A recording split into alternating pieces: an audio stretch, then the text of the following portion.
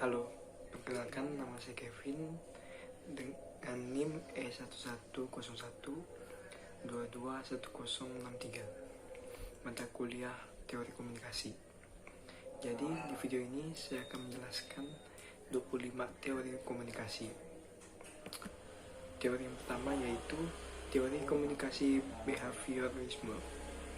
Teori ini dikembangkan oleh pakar ilmuwan yang berasal dari Amerika Serikat, yang bernama John B. Watson. Menurut dia, mengenai teori behaviorisme ini mencakup semua perilaku termasuk tindakan balasan atau respon terhadap sebuah rangsangan atau biasa disebut stimulus. Jadi artinya bahwa selalu ada kaitannya antara respon dengan stimulus pada perilaku manusia. Kalau stimulus yang diterima oleh seseorang itu bisa diprediksikan pula responnya dari orang itu. Yang kedua yaitu teori komunikasi Laswell. Harold Laswell merupakan salah satu teoretikus ternama yang sudah banyak sekali dalam menyumbangkan sebuah ide dan juga pikiran mengenai cabang ilmu komunikasi serta sosial. Sekitar pada tahun 1948, dia mengungkapkan model komunikasi yang bisa dibilang cukup sederhana dan sampai saat ini masih digunakan pada sebagai model komunikasi dasar. Berikut model-modelnya yaitu Who, Say What, In Which Channel, To Whom, With What Effect. 3. Teori humanisme. Teori ini dikembangkan oleh Neil tahun 1977 yang dibisiki oleh perkembangan psikologi humanisme. Komunikasi humanisme ini juga pernah diimplementasikan oleh dunia pendidikan lewat humanistik kurikulum.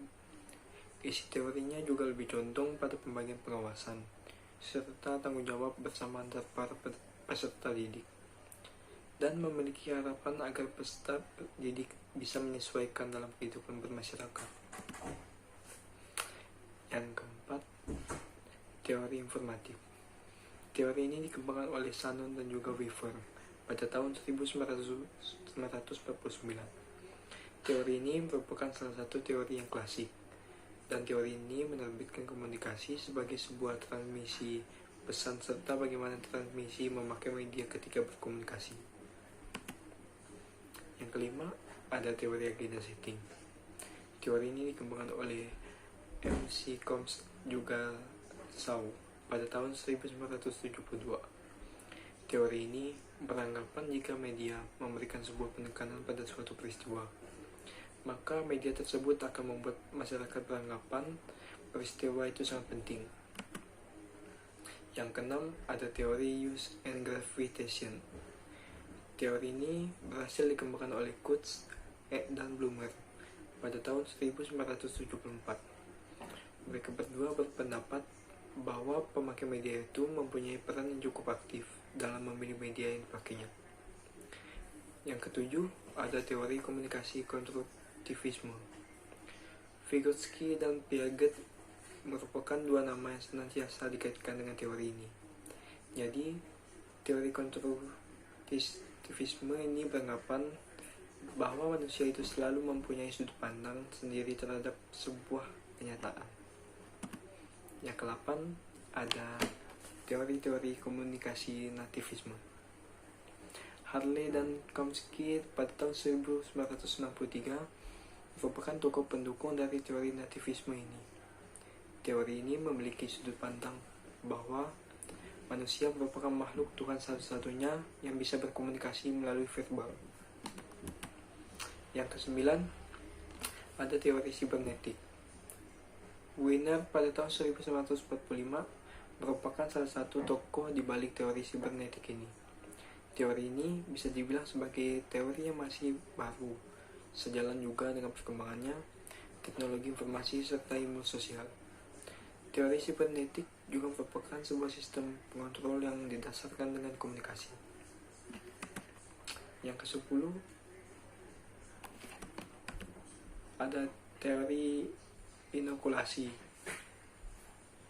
Teori ini pada mulanya disampaikan oleh M.C. Guire, di mana inokulasi dapat pula disebut sebagai suntikan yang mengambil analogi pada ilmu medis. Ibaratnya orang yang tidak siap menahan penyakit, maka dia harus disuntikkan vaksin untuk memperkuat daya tahan tubuhnya. Teori ini mengemukakan bahwa lebih baik membekali terbujuk dengan argumen sanggahan daripada membiarkannya tidak siap menyangkal perspektif lawan. Yang ke-11 ada teori kultivasi. Teori kultivasi merupakan teori komunikasi yang membahas mengenai efek dari komunikasi massal. Pandangan dari teori ini adalah bahwa media massa memiliki efek yang bersifat kumulatif dan lebih berdampak pada tatanan sosial, budaya dalam masyarakat daripada persona seseorang. Teori ini dikembangkan oleh George Gardner. Yang ke-12 ada teori spiral of silence.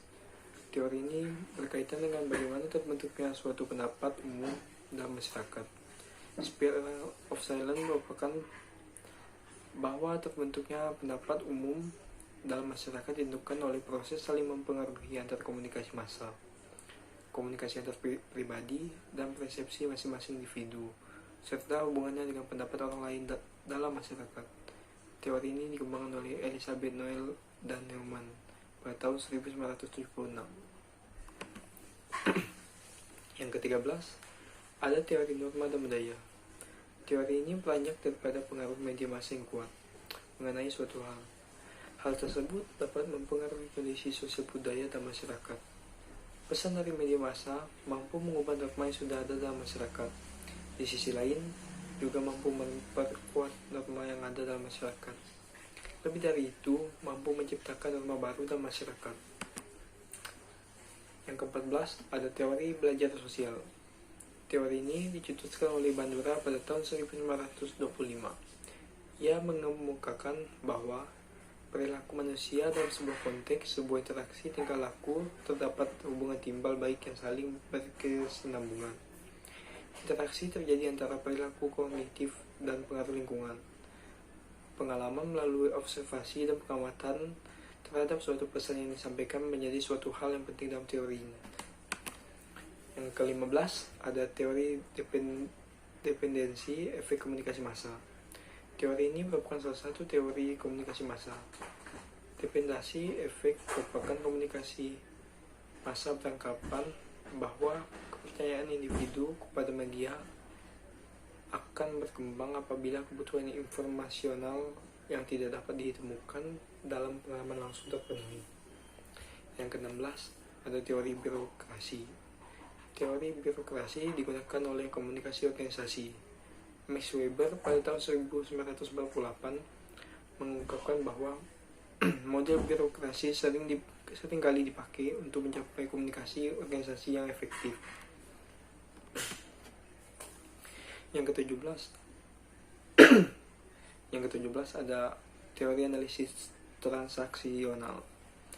Analisis transaksional merupakan pendekatan psikoterapi yang menekankan hubungan interaksional.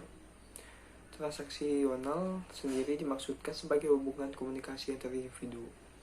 Teori ini digunakan untuk mengetahui bentuk dan isi pesan yang disampaikan dalam suatu komunikasi. Analisis ini bertujuan mengetahui tingkat keefektifan komunikasi yang terjalin antara individu. Eric Berne pada tahun 1960 adalah pengembang teori analisis ini, yang dinilai cocok untuk digunakan dalam konseling kelompok. Yang ke-18 ada teori pengharapan nilai. Teori ini merupakan bagian dari teori komunikasi massal. Teori pengharapan nilai bertujuan untuk mengetahui pengaruh penggunaan media terhadap massa dinilai dari kepentingan penggunaannya. Yang ke-19 ada teori struktural fungsional. Teori ini merupakan bangunan paling dasar dari ilmu sosial. Beberapa tokoh yang mencetuskan teori ini diantaranya Auguste Comte, Emile Durkheim, dan Herbert Spencer. Yang ke-20 ada teori difusi inovasi. Teori ini menjelaskan bagaimana suatu inovasi disampaikan melalui saluran tertentu kepada sekelompok anggota dari sistem sosial. Roger pada tahun 1961 menjelaskan bahwa difusi adalah suatu bentuk komunikasi yang bersifat khusus, dan berkaitan dengan penyebaran beberapa pesan berisi gagasan-gagasan baru. Teori ini sering dikaitkan dengan proses pembangunan masyarakat. Yang ke-21, ada teori komunikasi dua tahap. Teori ini didasari oleh penelitian yang dilakukan oleh Paul Lazarus-Fritz dan teoritikus lainnya. Teori komunikasi dua tahap membahas mengenai efek media massa dan pertama kali diterapkan pada kampanye pemilihan umum tahun 1940. Studi ini memiliki asumsi bahwa proses stimulus kerja dalam menghasilkan efek media massa. Yang ke-22 ada teori komunikasi administrasi. Teori komunikasi administrasi adalah proses menyampaikan pesan yang dilakukan secara timbal balik antar anggota.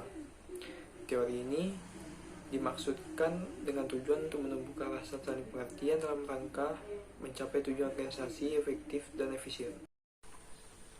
Yang ke-23 ada teori sistematik behavior. Clark Searle mendalami teori Thorndike dalam usahanya mengembangkan teori belajar dalam komunikasi. Teori ini mengungkapkan bahwa suatu kebutuhan atau keadaan terdesak oleh motif dan tujuan maksud tertentu harus dimiliki seseorang yang sedang belajar. Yang ke-24 ada teori classical conditioning. Teori ini dikemukakan pertama kali oleh Ivan Petrovich Pavlov. Menurut teori ini, belajar merupakan suatu proses perubahan yang terjadi karena adanya syarat-syarat atau condition. Kemudian syarat-syarat tersebut akan menimbulkan reaksi atau respon. Lalu, untuk membuat seseorang itu belajar, keberadaan syarat-syarat tersebut dibutuhkan di sisi lain. Fokus dalam teori ini adalah pembelajaran yang terjadi secara otomatis setelah latihan-latihan yang dilakukan terus-menerus. Yang ke-25 ada teori standpoint. Teori ini menilai bahwa pengalaman dan pengetahuan yang dimiliki individu sebagian besar dibentuk oleh kelompok sosial, di mana mereka cenderung aktif berkomunikasi. Teori ini dikemukakan oleh Wood pada tahun 1982 dalam West R.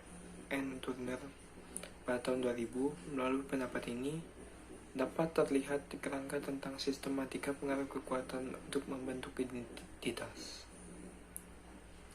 Sekian video dari saya. Mohon maaf jika ada kekurangan dan salah kata di dalam video. Sekian dan terima kasih.